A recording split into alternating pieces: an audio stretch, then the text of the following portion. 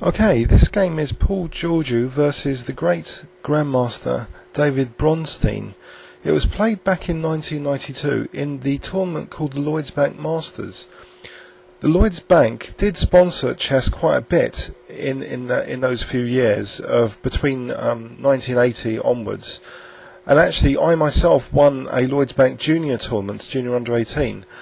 The Lloyds Bank Masters was the most famous of the tournaments organised by them, and it gave opportunity for British players to play against grandmasters who came from many different countries around the world. There are also lots of untitled Russians. Paul is a good friend from Barnet Chess Club. I'll just quickly show you a picture of him. So here you see him posing with the black pieces. I'll go back into this game now. So he was white in 1992 against Bronstein. He played e4. Bronstein played the French defence, and Paul continued with knight c3 here.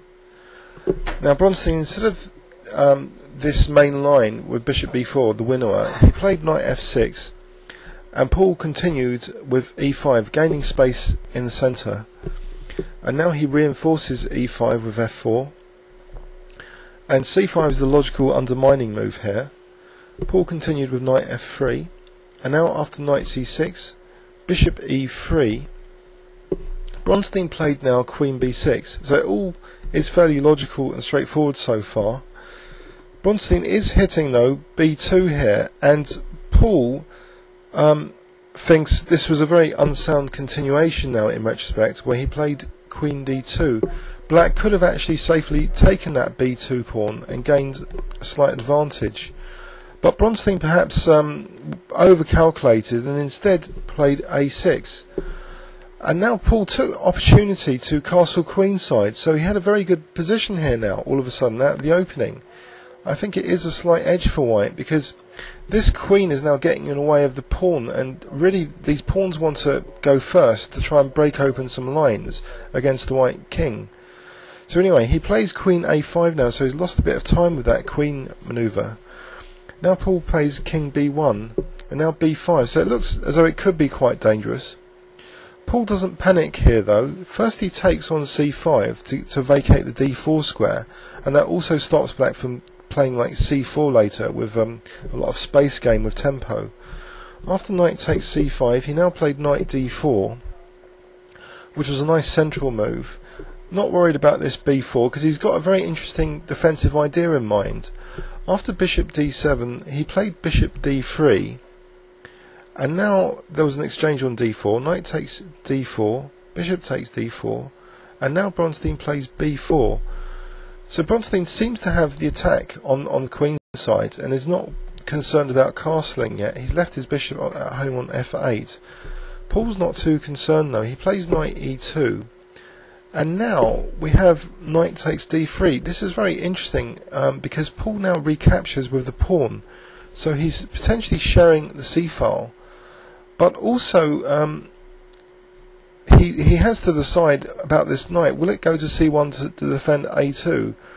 And actually, instead of using the c-file for rook c1, he did actually play the defensive move knight c1. His idea was to remain as solid as possible on the king side. After bishop a4, which is provoking b3, instead of moving the rook here, Paul just played b3, not concerned that later Bronstein would later play a5 and a4, etc. But it would take such a long time to arrange that. So white's quite solid here. Paul now in this position realizes he's got a strategically very interesting idea of g4 and f5. Because you can imagine if these pawns start getting going, it'll be fulfilling Nimzovich's idea of attacking black's pawn chain at its root. So he plays g4 here, and now we see queen b5 and rook df1. So Paul is systematically preparing like a5 and potentially f6. So after a5, Bronstein is trying to leverage this pawn and potentially open the a file. So this could be getting slightly worrying on the queen side here. But this bishop on d4 is protecting a1. So Paul continues actually with his kingside pawn storm with f5.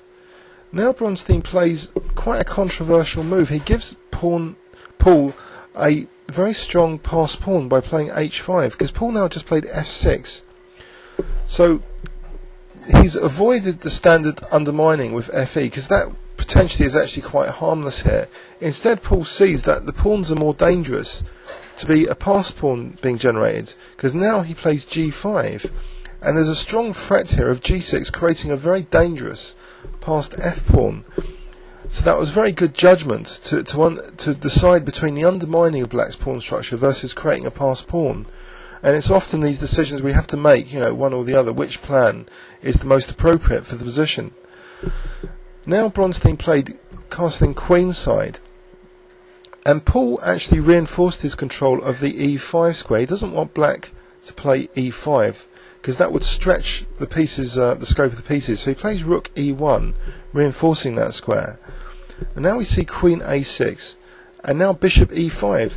If Paul can get rid of that dark squared bishop, this bishop will be less than useful, and Paul would have a nice blockade here, and then maybe he can later pursue this g6 to create a passed pawn. So Bronstein played d4, and then we saw queen f4, and now bishop c5. Bronstein avoids this exchange of bishops, and now rook e2. So this c file can actually be used for white. The c2 square is a nice pivot square for a rook to come there. But also this knight's been great defensively, because it's not only protecting here a2, it's also this d3, so there was no worries about the d3 pawn. So now bishop c6 and rook g1. So rook g1 pursues this idea that white wants to play g6 to get this passed f pawn. After rook d5, now g6 comes. And I think Bronstein was now getting in time trouble. Fg6, so the pass pawn is now there, dangerous. Rook takes g6, king b7, f7. The pawn is very, very dangerous. In fact, this is starting to look like a very clear advantage for white. After rook f8, rook takes e6. White has very dangerous threats now. Queen b5, bishop g7, so winning material now. Bishop d7, and Paul finishes off here quite elegantly. He plays bishop takes f8, and after bishop takes f8, rook e8. So the rook is protected by this other rook, so he doesn't mind this bishop e8, will be queening that pawn. So he's trying to lift this blockader. After bishop d6, the spectacular final move was played. Can you see it? I'll give you 5 seconds. 5, 4, 3, 2, 1. Paul played queen takes d6, just ruthlessly getting rid of the blockade on the f pawn, and it's totally winning now. After rook d6, Bronstein resigns, before Paul had the chance just to do f8 queening. So Paul took down the former world title contender David Bronstein in 1992, and it's one of Paul's most favourite games, and it's been an honour that Paul has asked me to do this video for him for this game. Excellently played, Paul. Well done.